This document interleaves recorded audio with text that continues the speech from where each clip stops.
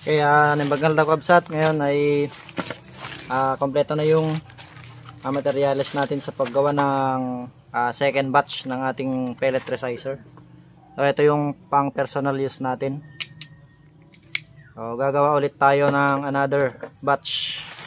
So mas marami, siguro nasa more than 15 pieces yung magagawa natin dito.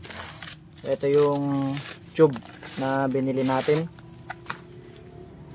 Brass pipe pa rin. 5.5 mm yung kanyang inner diameter. So medyo makapal yan. Ayan, 1 mm ang kanyang wall diameter. So itong isa freebies sa atin ng seller. So aluminum pipe, pero ayan, malaki yung butas. Nasa 6 mm siguro, mas malaki. So hindi rin natin magagamit pang ano siya, pwede sa airsoft siguro. So ito lang naman yung gagamitin natin, brass pipe. Tapos ito na rin yung ating coupling. Ayan, ito yung gamit natin dito para mas mahaba ng konti yung ating resizer. Mas madali lang siyang hawakan. Then ito naman yung foam tape. Ayan, so mas makapal na yung binili natin. Then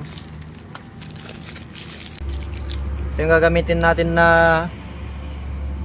pellet pusher dahil naubos na yung ganitong size, mas malaki. So ito nasa 4 mm lang siya.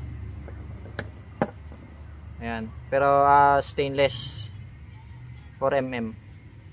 Ayan, ito yung magiging pellet pusher natin. Ayan.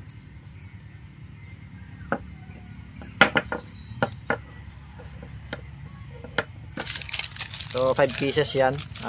Medyo marami yung ginawa natin para hindi na tayo paulit-ulit na order. So medyo marami yung magagawa nating resizer dito. So ito naman ay yung haba niya 500 mm. So 50 cm yung haba nito. So siguro makakagawa tayo dito ng mas higit sa 15 pieces. Ayan, so abang-abang na lang sa mga gustong mag-avail.